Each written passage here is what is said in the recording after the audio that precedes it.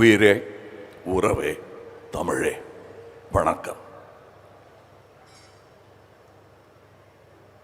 Wales trade convention centre, Vels film city, Vels theatre ஆகிய 3 பிரம்மாண்டங்களின் திறப்பு விழா எனும் வரலாற்று சிறப்பு மிக்க இந்த நிகழ்ச்சியில் நான் பங்கெடுத்து கொண்டிருக்கிறேன் என்பது எனக்கு புரிகிறது. இங்கு வந்திருக்கும் அனைவருக்கும் அது புரிந்திருக்கும் என்று நினைக்கிறேன். பாரம்பரியம் மிக்க அரசியல் குடும்பத்தில் பிறந்தவர், கண்ணியம் மிக்கவர், மாண்புமிகு தமிழ்நாடு நிதி அமைச்சர் தங்கம் தென்னரசு அவர்களே. இது போக வேறு பொறுப்புகளும் அவருக்கு இருக்கிறது. இங்கே பேசி அமர்ந்த சண்முகம் ஐயா அவர்கள் இந்த அரங்கத்தில், குளிர் அரங்கத்தில் மட்டும்தான் அப்படி இருப்பார் என்று இல்லை. அவர் ரொம்ப கூல் அண்ட் கலெக்டட் மேன். அவர் இனிஷியலுக்கும் அதுக்கும் சம்மந்தம் இல்லை, இது அவருடைய குணாதிசயம். அவருடைய நட்பும் எனக்கு வெகு நாட்களாக உண்டு. அவர் ஒரு விழா எடுக்கும் பொழுது அங்கும் நான் சென்றிருக்கிறேன். அதுவும் ஒரு முக்கியமான கட்டம். தமிழகத்திற்கும் தமிழ் கல்விக்கும் அது முக்கியமான ஒரு கட்டமாக இருந்த நேரம். பல வெற்றியாளர்களை உருவாக்குகிற ப்ரீகேஜி முதல் பிஹெச்டி வரை சுமார் 50க்கும் மேற்பட்ட கல்வி நிறுவனங்களை, குறைந்தபட்சம் ஒரு 50,000 பேர் இருக்குங்களா, அப்படி 50,000 மாணவர்கள் பயில்கிற கல்வி ஆலமரத்தை உருவாக்கி இருக்கிறார் திரு ஐஸ்ரீ கணேஷ் அவர்கள்.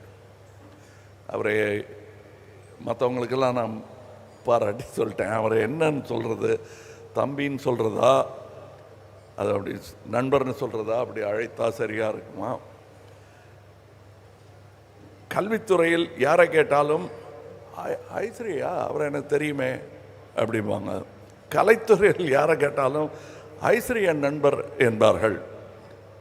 அரசியலில் கேட்டால் கட்சி வித்தியாசம் இல்லாமல் ஐஸ்ரீ என் நண்பர் என்பார்கள். தவிர நானே உக்காந்துருப்பேன். எங்கள் நட்பை பற்றி பெருசாக நான் பறைசாற்றிக்கிறது கிடையாது. ஏன்னா எங்கள் நட்பு என்பது இவரிலிருந்து ஆரம்பிக்கவில்லை, இவரிலிருந்து ஆரம்பித்தது. ஐயா அவர்களுடன் நான் படத்தில் நடித்திருக்கிறேன்.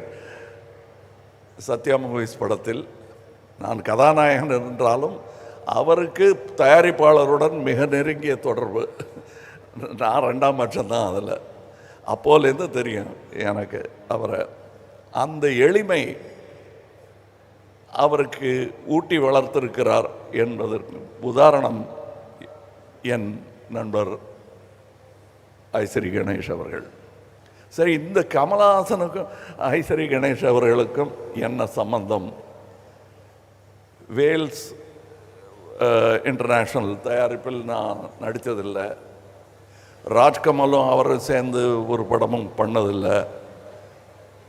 ஆனால் என்னையும் அவரையும் சேர்த்து பிணைக்கும் அந்த நட்பின் காரணம் என்ன? அந்த பிணைப்பின் பெயர் எம்ஜிஆர். எம்ஜிஆர் அவர்கள்தான் எங்களை நண்பர்களாக, சகோதரர்களாக மாற்றினார் என்றால் அது மிகையாகாது. இது நானும் இவர் மாதிரி தான். இங்கே எனக்கு என்னென்னமோ பட்டங்கள் சொல்லி இங்கே என்னை வரவேற்றார்கள். என்னுடைய உண்மையான அட்ரஸ் என்ன என்றால், நான் சினிமாவின் குழந்தை. எனக்கு சினிமாவை தவிர வேறு எதுவும் தெரியாது. அந்த வழியில் அது பண்ணிக்கிட்டே இருக்கும்போது கற்றுக்கிட்டது தான் எல்லாம். என் மொழியும் என் கல்வியும் இப்பொழுது நான் பெற்றிருக்கும் பட்டங்களும் எல்லாமே எனக்கு சினிமா கொடுத்தது தான். அப்படிப்பட்ட சினிமா ஏதோ தேஞ்சிக்கிட்டே இருக்கிற மாதிரி எனக்கு ஒரு பயம் ஒரு 20-25 வருஷத்துக்கு முன்னாடி வந்தது. ஏன்னா 17 ஃப்ளோர்களுடன் கூடிய ஆசியாவிலேயே மிகப்பெரிய ஸ்டூடியோ என்று இருந்தது. பார்த்து நான் எதிர் ஸ்டூடியோவிலேருந்து பொறாமப்பட்டிருக்கேன். சரவணன் சார்கிட்ட போய் சொல்லியிருக்கேன், ஏன் சார் நம்ம இன்னும் ஒரு 15-20 சொன்னால் நம்மது 20 ஃப்ளோர் வச்சோம்னா ஆசியாவிலே பெரிய ஸ்டூடியோ நம்ம ஸ்டூடியோ ஆகிடுமே அப்படின்னு சின்ன பையனாக இருக்கும்போது சொல்லியிருக்கேன். சரி, நீ பார்த்துப்பியா அந்த 10 ஃப்ளோருன்னு கேட்டார். இப்போ அந்த பொறுப்பு சுஷ்மிதா அவர்களுக்கு வந்திருக்கிறது. நீங்கள் பார்த்துக்க போகிறீங்க. நான் பயந்து ஐயையோ முடியாதுன்ட்டேன். நான் அப்போ சின்ன வயசு தான் நானும் தைரியமாக முடியாதுன்ட்டேன். ஆனால் நீங்கள் இவ்வளோ பெரிய பொறுப்பை ஏற்றுக்கிட்டு இருக்கீங்க. உங்கள் அப்பா காதில் கிசு கிசுத்துக்கிட்டு இருந்தேன். இன்னும் அமெரிக்கன் ஸ்டூடியோஸ் எல்லாம் நீங்கள் போய் பார்க்கணும், அதையெல்லாம் இங்கே கொண்டு வரணும். நான் பார்த்த அந்த 17ங்கிற அந்த நம்பரை தாண்டிட்டார், 20 போட்டார். இங்கே ஆசியாவின் மிகப்பெரிய ஸ்டூடியோ இன்று இங்கே இருக்கிறது. அது இங்கே இருப்பது நியாயம்தான். காரணம், இந்த பேன் இண்டியா மூவி என்பதை துவங்கியதே சென்னை தான். இங்கே எத்தனை படங்கள் எடுத்துக்கொண்டிருந்தார்கள் என்பது, இதுதான் hub. Pan India film making hub என்றால் அது சென்னை தான். மும்பையிலும் பெரிய ஒரு இண்டஸ்ட்ரி இயங்கிக் கொண்டிருக்கிறது என்றாலும் அவர்கள் அந்த மொழியில் மட்டுமே படம் எடுப்பார்கள், அவர்கள் மொழியிலேயே படம் எடுப்பார்கள். ஆனால் இங்கே ஏவிஎம் ஆகட்டும், மற்ற ஸ்டூடியோக்களாகட்டும், நிறுவனங்களாகட்டும், இயக்குநர்களாகட்டும், பல மொழிகளில் இங்கிருந்து படம் தயாரித்து அங்கு சென்று கொடி நாட்டி வந்தவர்கள். உலகத்தின் அதிகமான சினிமாக்களை தயாரிக்கும் இந்த நாட்டில் இப்படி ஒரு இடம் இருக்க வேண்டியது அவசியம் என்பதை ஒரு அரசு முடிவு செய்யாமல் தனி மனிதர் முடிவு செய்திருப்பது பாராட்டுக்குரியது. இதை நாங்கள் அல்லவா செய்திருக்க வேண்டும் என்று இங்கே இருக்கும் சினிமாக்காரர்கள் எல்லோர் மனதிலும் தோன்றியிருக்கும். அதற்கு நான் விதிவிலக்கு அல்ல. எத்தனை படம் பண்ணியிருக்கோம், எவ்வளோ சினிமாவை பற்றி பேசுகிறோம். இந்த மாதிரி ஒரு இடத்த கட்டணும்னு நான் பேசி தான் இருக்கேன், செய்யவே இல்லையே. செஞ்சிட்டார, சரி நான் செஞ்சான்னு அவர் செஞ்சான்னு இங்கே வந்து வேலை செஞ்சுட்டு போகிறேன். இல்லை இன்னும் 2 கொத்தி விளக்கு ஏற்றி வைக்க சொன்னால் வந்து ஏற்றி வச்சுட்டு போகிறேன். ஏன்னால் சினிமாவுக்காக ஏற்றி வைக்கும் விளக்கு அது. அதனால்தான் நான் இந்த ஃபங்க்ஷனுக்கு வந்தேன். ஐயா அமைச்சர் அவர்கள், என் மத்திய அமைச்சர் கூட நாட்டின் கடமைக்காக இங்கே வரவில்லை. அதிலும் பெருமை தமிழகத்தில் இருக்கிறது. 6 நிதி அமைச்சர்களை இந்தியாவிற்கு தந்த பெருமை தமிழகத்திற்கு உண்டு. ஆக நம்ம தமிழ்நாட்டை சும்மா ஈஸியாக இடம் போட்டுற முடியாது. அதற்கு இப்படி ஒரு இடம் வேண்டும். நான் பெருமையாக மார்தட்டி சொல்லிக்கொள்ள ஒரு அட்ரஸ் வேண்டும்.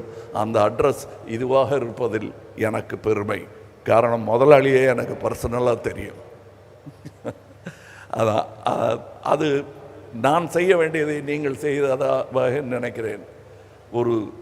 ஒரு சகோதரன் செய்ய மறந்ததை, இயலாமல் போனதை இன்னொரு சகோதரன் செய்திருக்கிறார் என்றே நான் பெருமையாக அதை நினைத்து கொள்கிறேன். இங்கே இன்னும் நிறைய வர வேண்டும்.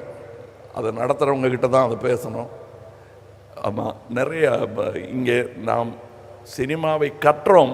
எங்கு கற்றோம் என்று சொல்ல எனக்கு தெரியல. நான் ஏவிஎம்மில் கற்றுக்கிட்டேன். அடுத்து இங்கே இருக்கார், நான் எங்கே கற்றுட்டேன்னு சொல்கிறதுக்கு நடராஜன் சார் இருக்கார். அவ்வளோதான் எனக்கு இன்ஸ்டிடியூஷன். இவங்க 2 பேரும் கிடைக்காம இருந்திருந்தா நான் என்ன பண்ணியிருப்பேன்னு யோசிச்சு பார்த்தா கொஞ்சம் கால் நடுக்கமாக தான் இருக்குது. ஆனால் அந்த நடுக்கங்கள் வரும் தலைமுறைக்கு இல்லாமல் இருக்க நீங்கள் இங்கே சினிமா பயிலும் ஒரு அரங்கத்தையும் ஏற்படுத்த வேண்டும். காரணம், நாம் அதற்கான ஏற்பாடுகளை செய்ய மறந்து விட்டதாகவே நினைக்கிறேன். நான் சொல்கிறது கவர்மெண்ட்டை சொல்லலை, இண்டஸ்ட்ரி அதை செய்ய வேண்டும். இதெல்லாம் எனக்கு இப்போ தான் தெரிஞ்சுதான்னா இல்லை, முன்னாடியே தெரியும். வசதி இல்லை, வசதி உள்ளவங்க அத்தனை பேர் தெரியாது எனக்கு. ரொம்ப பேர் இப்போ நிறைய பேர் தெரிய ஆரம்பிச்சிருக்கு. இவர்களெல்லாம் தமிழ் சினிமாவுக்காகவும் தமிழ்நாட்டிற்காகவும் நல்லது செய்ய வேண்டும் என்று நம்பிக்கொண்டிருப்பவர்களில் நானும் ஒருவன். அதனால் தான் இங்கே வந்திருக்கிறேன். நானும் குளிர்கால செஷனில் விட்டுட்டு தான் இங்கே வந்திருக்கேன். நான் மறுபடி போகணும். இந்த ஸ்டூடியோவுக்கு மறுபடி வருவேன் வேலை நிமித்தமாக என்று நம்புகிறேன். இன்னும் சிறப்பாக இந்த மரங்கள் கன்றுகளாக இருக்கும். இந்த மரங்களெல்லாம் உயர்ந்த மரங்களாக வளர்ந்து பார்க்க வேண்டும் என்பது என் ஆசை. வணக்கம், வாழ்த்துக்கள், ஜெயஹிந்த்.